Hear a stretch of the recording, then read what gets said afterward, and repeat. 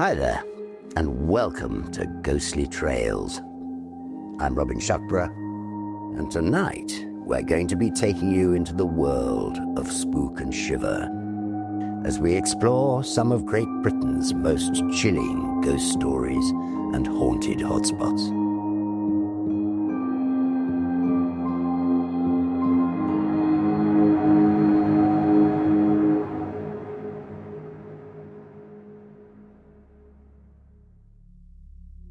We'll begin in the capital of England, London, before moving into the wilds of darkest Wiltshire for ghost stories of Avebury's Stone Circle.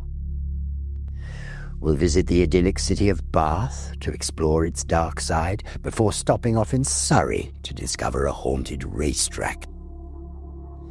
Finally, we'll finish in Pluckley, a village that holds fame in the Guinness Book of Records for being the most haunted village in England. We begin tonight in what we think is the most fabulous city in the world, England's great capital, London. This city alone deserves its own episode with countless haunted locations, but for this whistle-stop tour of the UK, we'll focus on just two of the most haunted of all: the great medieval castle, the Tower of London, and a slightly lesser-known spot in the centre of Mayfair, deep in the heart of the city. The Tower of London's official name is His Majesty's Royal Palace and Fortress of the Tower of London.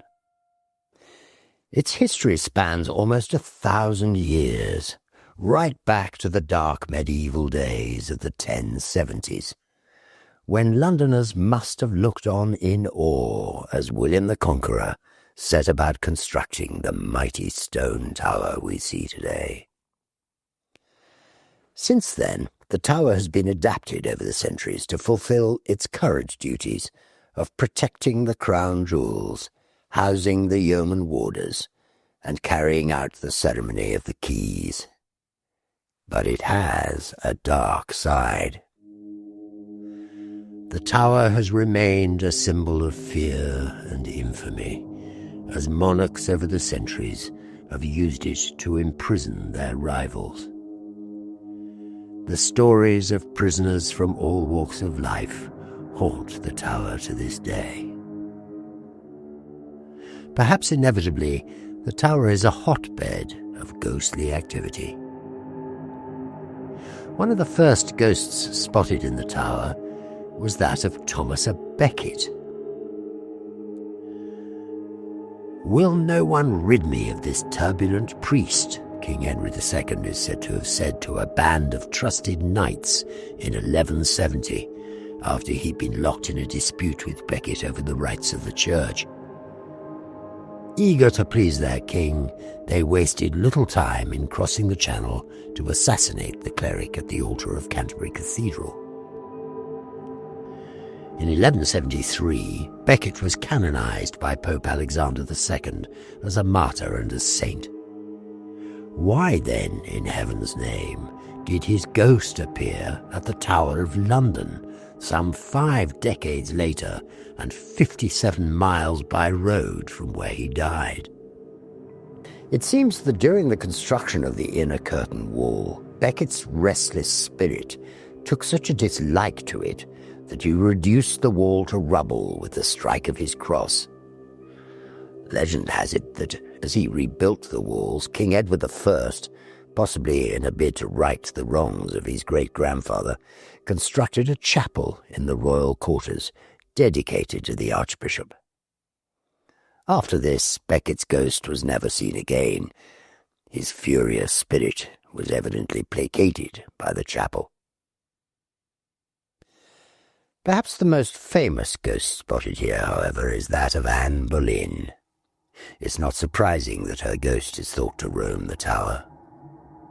After marrying the ruthless and brutal King Henry VIII in 1533, just 3 years later, on the 19th of May 1536, she was arrested, taken to the Tower Green, and beheaded. Subsequently, her headless ghost has been seen roaming the grounds, sometimes carrying her head under her arm. One of the more well-known accounts dates from 1864, when a guard spotted the former queen as a ghostly white figure. Thinking she was an intruder, he moved to strike her with his bayonet, but was astonished when the blade went straight through the apparition. Deeply disturbed by this encounter, he promptly fainted. The ghosts of two young princes are said to roam the tower. Edward V and his brother Richard, declared illegitimate by Parliament, were imprisoned in the tower by order of their uncle, the Duke of Gloucester. They mysteriously disappeared and were assumed to have been murdered. The remains of two small skeletons, evidently children, were discovered beneath a staircase in the White Tower. Could it be the ghosts of these two that are often seen wearing nightgowns and clutching each other in terror? Other ghosts include Lady Arabella Stuart, who was once seen as a potential successor to Queen Elizabeth I. She was imprisoned in the Tower by James I of England and died there at the age of 39. A white lady has been spotted waving from a window, and a ghost known as the Violent Entity has been reported. Guards talk of a terrible crushing sensation upon entering the place where King Henry VIII's armour is exhibited. In Mayfair, one of the most haunted houses in London stands quietly. In the late 19th century, 50 Berkeley Square became infamous, with chilling reports of a ghost of a young woman who had committed suicide haunting the attic. The story goes that after being seriously abused by her uncle, she threw herself from a top-floor window. Her spirit is said to be one of the few that can actually frighten people to death. Built in 1750, the early days of this house showed no signs of ghostly activity. It seems that its haunted reputation started with a new occupant, Thomas Myers, who seemed to have led a decidedly nocturnal life. Neighbours and passers-by reported strange sounds from the house in the dead of night, and in the dark days of the 1800s you could see why this might cause a scare. Myers was rumoured to have been belatedly rejected by his fiancée, something that caused him to stay miserably locked away in the house for the rest of his life, until his death in November 1874. It was during this time that the house fell into disrepair, and its dark reputation began. Apparently in 1872, one Lord Lyttelton stayed a night in the attic as part of a dare, having armed himself with a shotgun. It wasn't long before a ghost appeared, and no doubt terrified, he fired his gun at the apparition. Fortunately for him, the following morning nothing was found except the cartridges on the floor. It seems he was lucky to make it through the night at all, as another story tells of a maid who died of fright after just a brief visit. Another man, trying his luck overnight, stayed in the attic with nothing but a bell. He was to ring once to signal that he was fine, and twice to call for help. Sure enough, not long after midnight, everyone in the vicinity was awoken by the furious ringing of the bell. He was found alive, but too scared to speak, and it was said that he was never the same afterwards. What he saw, he was never able to relate. In 1873, it seems unpaid taxes caused the local council to issue a summons on the owners, but the prosecution supposedly never went any further on account of the building being so haunted. In 1887, It appears 2 sailors stayed the night in the haunted house, well after Thomas Myers' death, and by the morning one of them was found dead, having tripped and fallen down the stairs as he ran to escape the house. The surviving sailor claimed that they'd been running away from the ghost of Myers, who had approached them aggressively. Myers' ghost was also seen by others, rather less aggressively, pacing the building with a candle in his hand. Whilst these stories are chilling, a common conclusion is that the poor upkeep of the house, coupled with Mr. Myers' strange nocturnal habits, probably fueled the fires of these ghostly tales. In Lady Dorothy Neville's autobiography, published in 1906, she stated that Mr. Myers was a relative of hers, and his behaviour bordered upon lunacy, after his fiancée had rejected him. She recounted that the old house would occasionally appear to be lit up at the dead of night, making people misinterpret signs of ghosts. She concluded that the whole story was nonsense. But what do you think? We leave the bustling capital city and travel to somewhere that provides a stark contrast. We're heading for the rural depths of darkest Wiltshire, in particular the prehistoric stone circle at Avebury. Avebury Stone Circle, almost a mile in circumference and Europe's largest stone circle, dates way back to the Stone Age. The village of Avebury itself began to grow in the Middle Ages, and around that time superstitious villagers began to topple these megaliths and bury them in deep pits. They were returned to their correct positions by archaeologists in 1938, and in the process they discovered, buried underneath one of the stones, a collection of coins and the crushed remains of a man who had lain there since the 14th century. It's thought that his death may have been a tragic accident, and it just might have prevented further destruction of the stone circle. Since the tools found alongside his bones suggested he was a barber surgeon, the murderous megalith became known as the Barber Stone, and to this day stands proud and erect on its original site. Throughout the 18th and 19th centuries, many of the surviving stones were broken up to be used in the construction of various buildings in the neighbourhood, and stories abound of close escapes from similar accidents.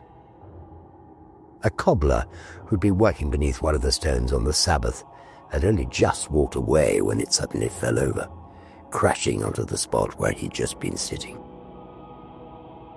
A parish clerk who, having sheltered from a violent storm beneath one of the megaliths, was horrified when, as he headed for home, a bolt of lightning suddenly smashed into the stone and blew it to pieces. Today, people talk of seeing strange, ghostly figures moving about the stones at night, or of hearing singing where no humans are to be seen.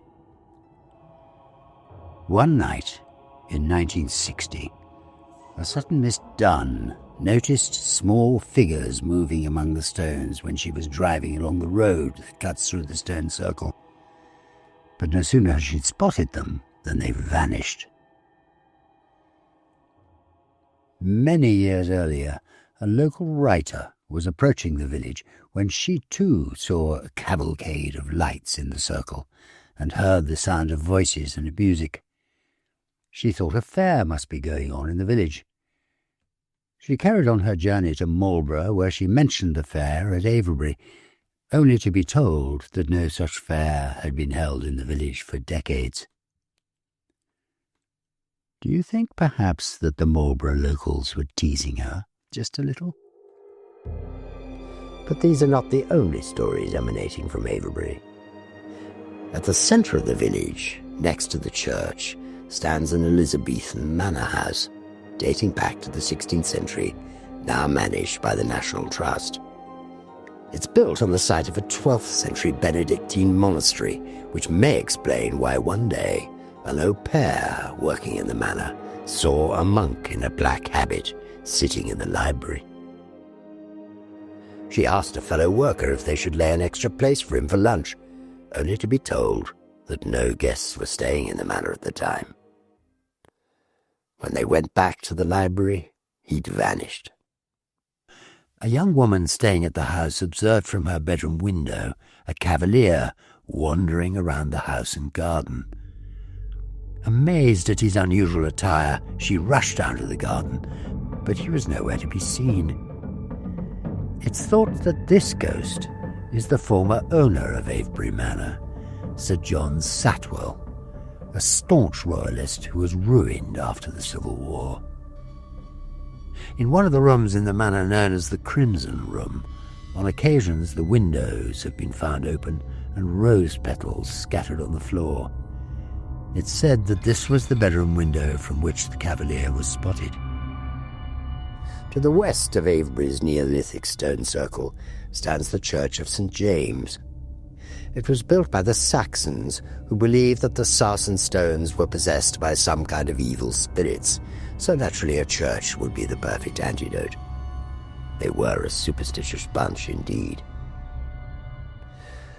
This superstition was taken a step further in the 14th century, when a particularly devout Christian group decided to topple the giant stones into pits, hoping to destroy what they thought was a pagan temple. The Church of St. James's has seen many alterations over the years. An elaborately carved Norman doorway along with an early 12th century font, as well as carvings that depict Christ trampling on the dragons of sin and evil. In the churchyard, the figure of a woman has been reported on numerous occasions. It is said that when approached, she will turn, look straight at you, and then vanish. In the mid-1950s, the skeleton of a woman was discovered when a fresh grave was being prepared to receive one recently departed. Since the skeletal lady was surrounded by shards of Norman pottery and lying east to west, it seems she was laid to rest in the Norman period. Could disturbing this grave have caused our ghostly presence here? Another apparition sighted in the churchyard is that of a little boy who seems to be from the Victorian period. Recently, a woman was strolling through the churchyard with her young daughter, who spotted the boy, describing him as dressed in a short brown jacket with matching knickerbockers, cropped at the knees where they met with white stockings. Assuming he was part of a local thespian event, they approached him as he jumped across the top of various box tombs. As they got closer, he gave them a cheeky smile and faded away before their eyes. A short distance from the manor lies the Red Lion Inn, where a phantom is said to haunt the building in the form of a coach and 4 horses. It has never been actually seen at the inn, but has been heard rattling up outside. Another ghost, said to be that of Florrie, who lived at the Red Lion during the Civil War, is also prominent at the inn. Her husband fought in the war, and legend has it that while he was away, she found another lover, only for her husband to return unexpectedly one day and catch them together. The furious soldier ran his rival through and then strangled his wife. Florrie is the most persistent ghost at the Red Lion, supposedly accounting for strange happenings such as beer taps switching themselves on and off, as well as objects moving and going missing. Paranormal investigation groups who visit the inn from time to time have all found strong signs of the presence of the lovely but unfaithful Florrie. As we make for Bath, we will stop off at the village of Box. Near the village is a railway tunnel 2 miles in length, constructed by the great British engineer Isambard Kingdom Brunel, who pioneered the Great Western Railway from Bristol to London. The tunnel was completed in 1841, and at that time was the world's longest railway tunnel. It is said that the sun shines through the tunnel all the way on the 9th of April every year, the date of Brunel's birthday. Legend has it that a ghost train was often seen hurtling through the tunnel by some of the Great Western Railway men working within it. Even though it was so dark in the tunnel, being so clogged with soot that not even the lighted carriages of a normal train could be seen well, the phantom train and locomotive, thundering by with glowing fire and hissing steam, was plain to see. More than 100 men are alleged to have lost their lives during the construction of this tunnel, and engine drivers have claimed to see silhouettes of shadowy figures against the light of the tunnel's mouth, while sightings of other figures dressed in 19th century attire have also been seen by track workers. Now we come towards the ancient Roman city of Bath. This amazing city was founded by the Romans as a thermal spa, and in the Middle Ages became an important centre for the wool trade. In the 18th century, it saw a careful expansion that saw buildings in a neoclassical style harmoniously in keeping with the Roman vernacular. Two such buildings are the Garrick's Head and the Theatre Royal, which are to be our first destination here. One ghost takes the form of a spectral butterfly, which reportedly flits around the theatre every Christmas morning. Another is the Grey Lady, a term we're used to hearing when listening to stories of female ghosts. It is said that this Grey Lady was a young actress who, despite being married, had an affair with a handsome leading man. Furious upon discovering her infidelity, her husband challenged the leading man to a pistol duel. To the young lady's horror, after blinding flashes and the thunderous sound of pistol shots, her young actor-lover lay dead at her feet. Totally distraught, she fled to the Garrick's Head, where, well, reports vary, but she either flung herself from one of the top-floor windows or hanged herself, depending on whom you believe. The most notable clue that connects this young actress to the spectral Grey Lady is the feathered wrap she wore during her final performance before ending her life. Those who have encountered the ghost have said that the delicate scent of jasmine wafts from her, and they do tell that if you look closely, you can make out the feathered wrap against her shady figure. Another chilling apparition was experienced many years ago by a theatre employee.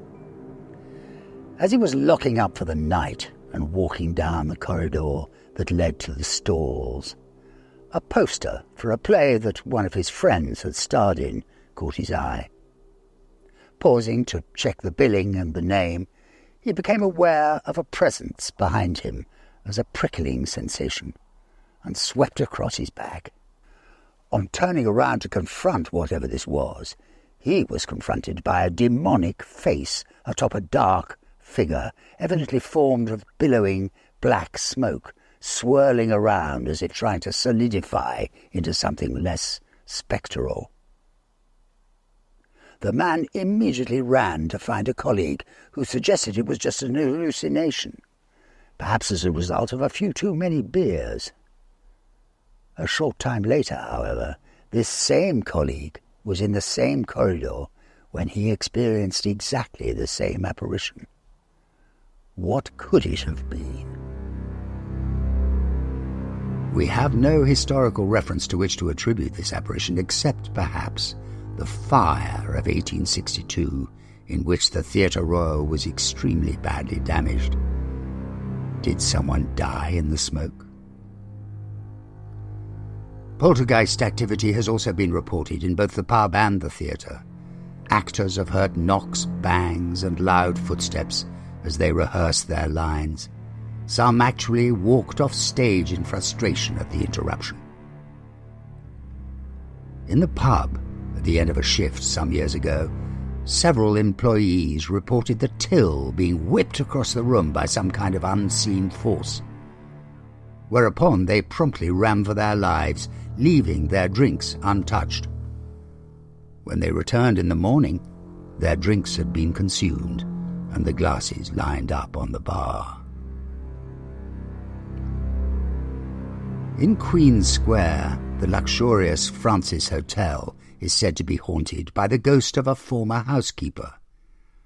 It seems she also hanged herself, although probably for different reasons, and today guests report scratching and tapping from inside their rooms, keeping them awake at night.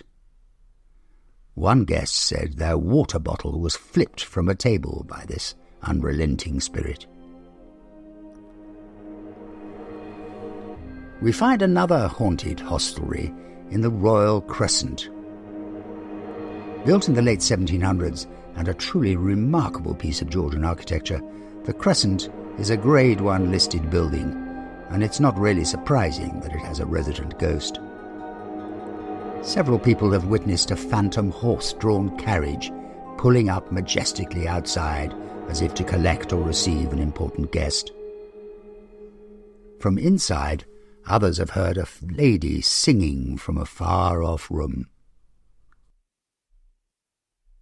On Bennett Street, one of the most famous sightings is that of a man in the hat.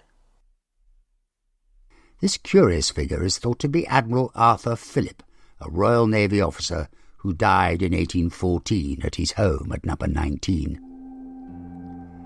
A lady who lived there more recently said she frequently saw his ghost, and her maid one day rushed to her exclaiming that she'd seen a very extravagantly dressed man on the stairs. The lady then pointed at the mantelpiece where a small painting of the Admiral hung, wearing the same clothes the servant girl had described. On one occasion he was seen sitting in front of the fire, and when spoken to, faded away to nothing.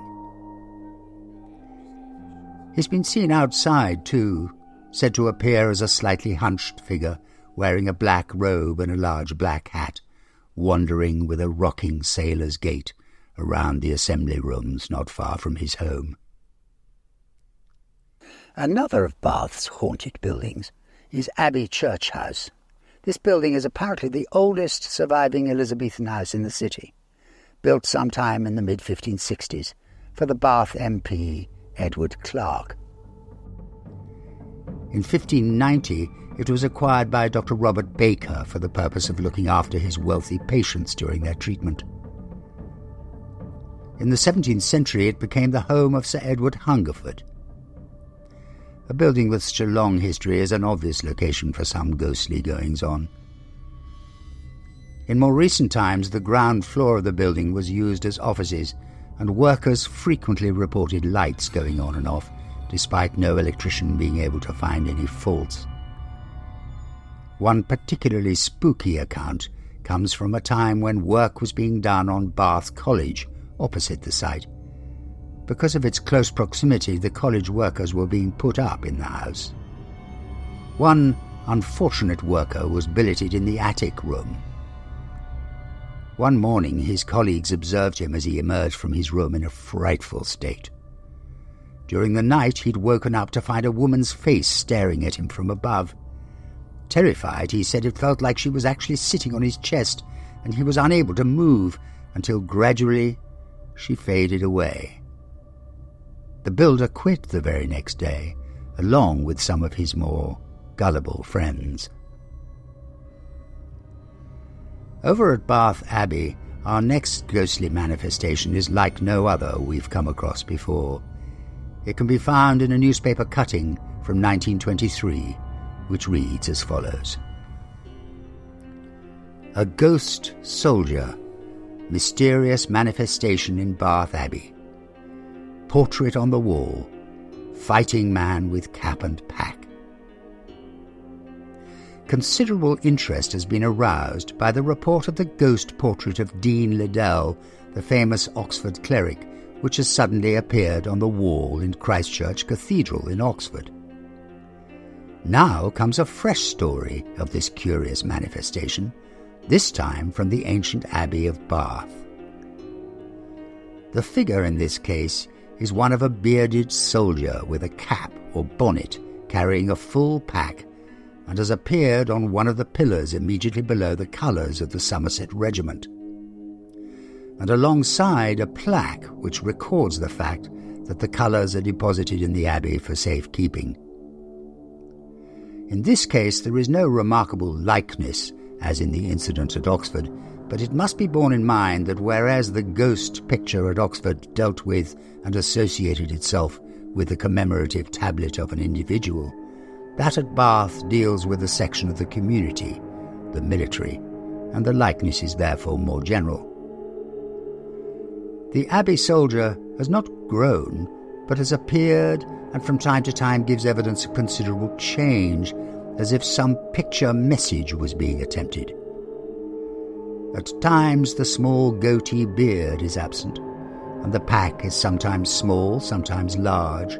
The cap, too, varies, being sometimes in the shape of a Scotch bonnet and sometimes peaked, but throughout these changes the general resemblance to a soldier is retained. With regard to the ghost picture of Dean Liddell, which appeared at Oxford, developments are taking place, and another ghost face resembling the face of the daughter of the late Dean Liddell has begun to shape itself on the wall of the Oxford Cathedral, near the ghost picture of the Dean, says a correspondent to the Daily Express. It is faint yet, but the features grow clearer day by day. In Weybridge, in Surrey, the world's first purpose-built racetrack was opened on the 6th of July, 1907.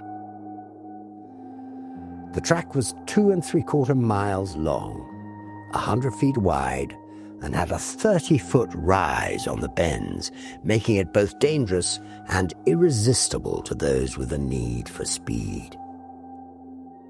In the centre of the banked circuit was an airfield where aeroplanes were built and tested during the 2 World Wars. Race drivers at Brooklands quickly became famous, reaching speeds that had never been reached before, and one champion at the top of the list was Percy Edgar Lambert. Born in 1881, he first raced at Brooklands in 1910 and went on to win 7 races in his relatively short career. On February the 25th, 1913, he became the first person to achieve the speed of 103.84 miles per hour at Brooklands Racetrack, setting a new land speed record. His name went down in history, but it was only a couple of months later that his record was beaten. Determined to regain the title, the date for another attempt was set for the 31st of October 1913, just 2 weeks before he was due to get married. After completing 20 laps at a furious speed, tragedy struck. His back tire disintegrated, flipping the car over and throwing him from the vehicle. He died of his injuries on the way to Weybridge Cottage Hospital. To this day, there have been reports of his spirit wandering the track or walking into the building in which his car would have been stored. His ghost distinguishable from his early 20th century racing gear, a leather coat, cap, and goggles. Others have reported seeing him drive past in a spectral car, and some even say you can hear the roaring of his engine speeding round the track, as if still trying to chase that land speed record. Countless ghosts of other race drivers have been seen from the early 1900s. In the 1970s, a young boy witnessed a man pacing the track with his head half hanging off. So traumatized was he by the apparition, he needed much medical and psychological support. On one particularly stormy day in the 1930s, a biplane was coming into land on the airstrip when its engine failed, and it plunged into the ground, killing the pilot.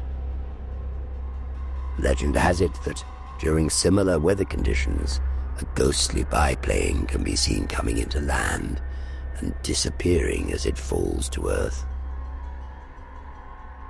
The track and nearby hangars were used extensively in the two world wars, so it's also no surprise that ghosts of RAF airmen and ground crew have been sighted on the grounds, along with some light poltergeist activity in the form of doors opening and closing by themselves. Perhaps saving the best till last, we come to the lush garden of England, that is the Kent countryside, and the village of Pluckley.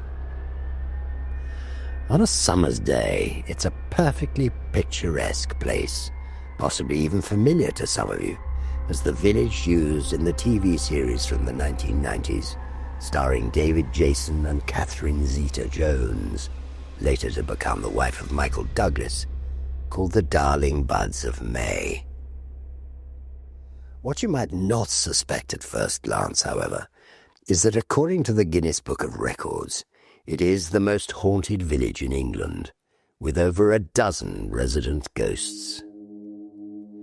It's difficult to work out why this village ended up with such a record. Rooted in the Anglo-Saxon period, no great event here seems to have bothered the history books. All we can do is explore and report the ghostly tales we find. The village has a distinctive feel and historical connections to the Daring family, who were lords of the manor here from the 15th century until the First World War.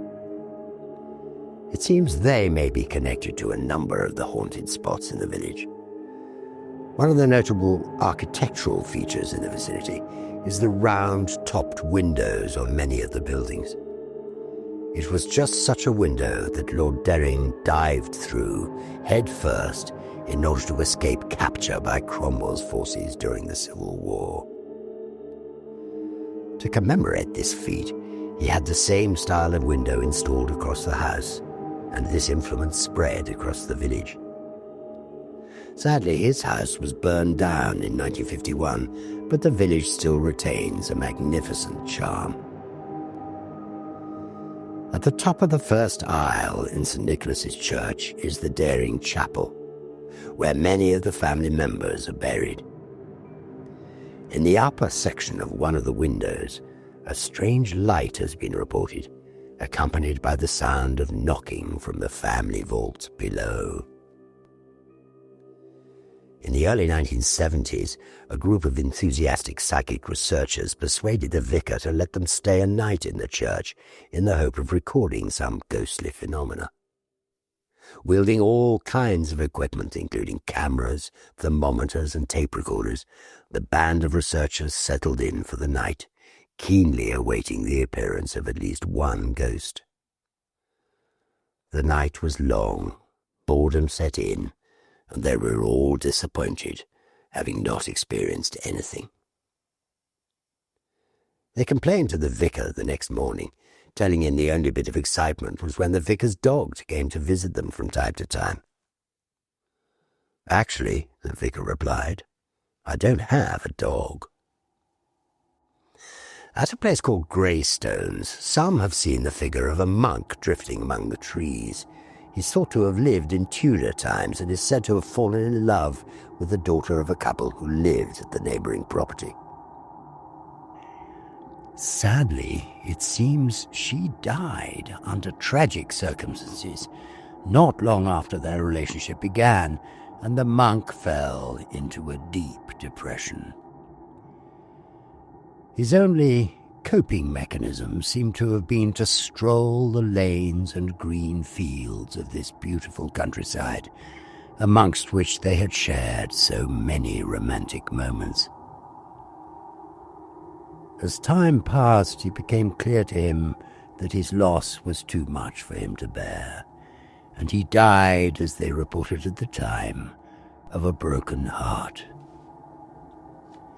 His ghost was last seen in 1989 by an American journalist who glimpsed his distinctive brown robes wandering amongst the trees. His ghost is connected to another story from a house down Station Road called Rose Court. Rose Court dates back roughly to Tudor times, built by a member of the Daring family. It's told that a mistress of the house fell in love with the same Greystones monk whilst he was already involved in his romance with the neighbour's daughter. So distraught was she that her love was unrequited, that she drank a poisonous cocktail made from the juices of ivy and holly berries.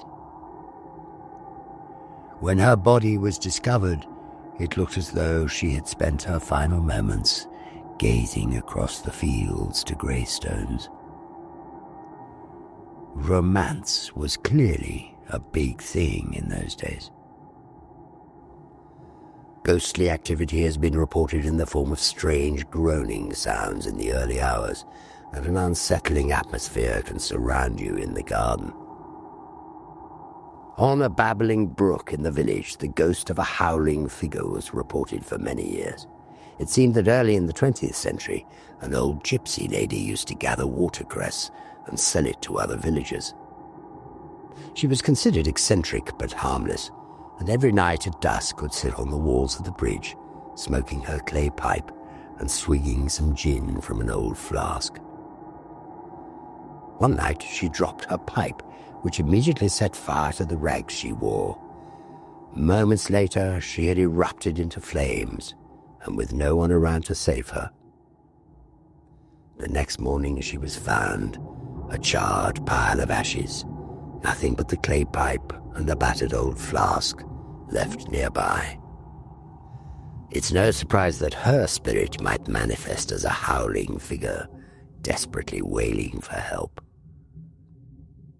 In more recent years, the screaming seems to have faded, and now a faint pink glow hovers eerily where she died. At a place called Fright Corner, a highwayman is thought to have died a gruesome death. The story goes that the forces of the law were chasing him across the fields until finally they had him cornered against a huge oak tree.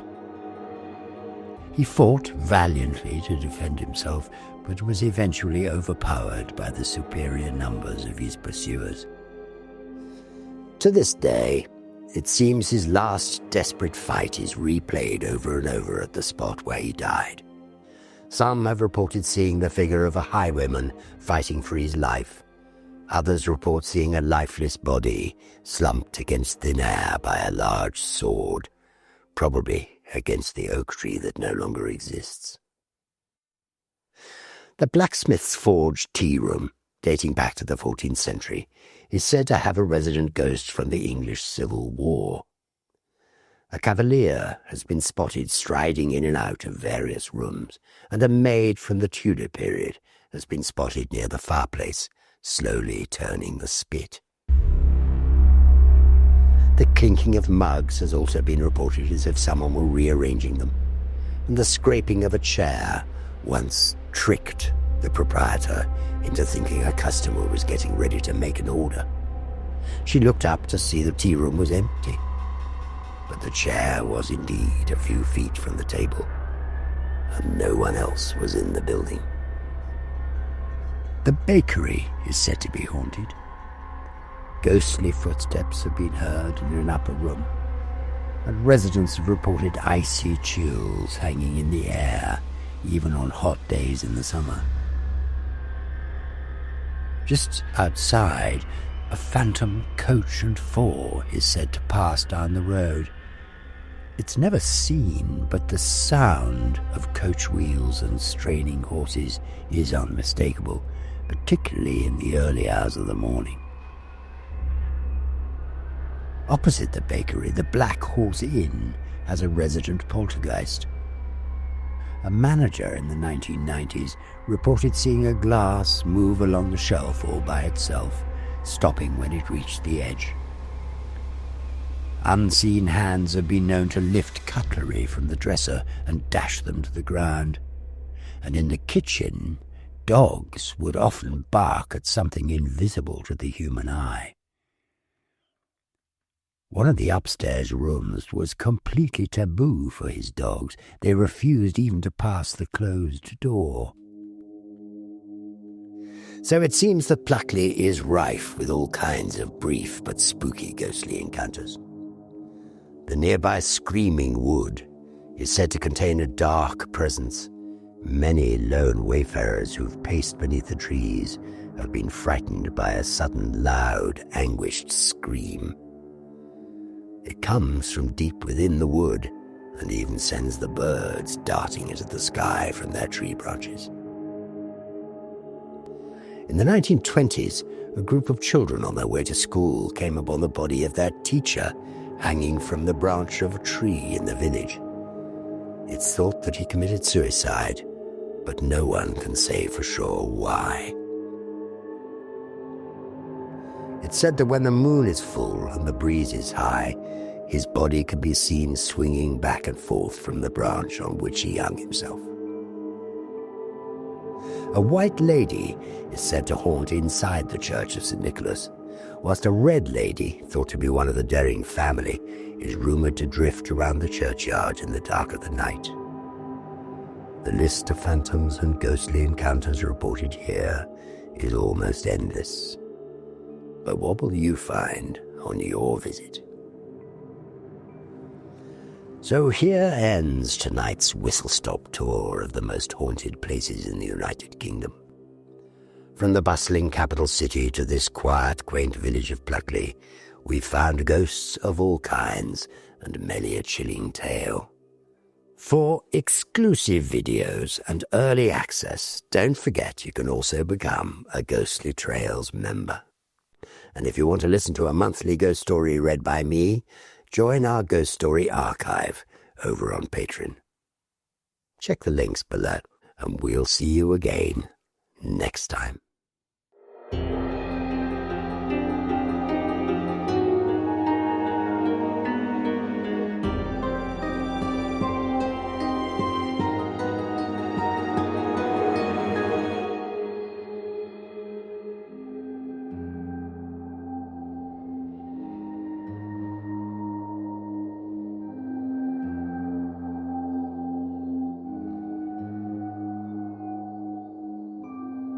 Woo-hoo.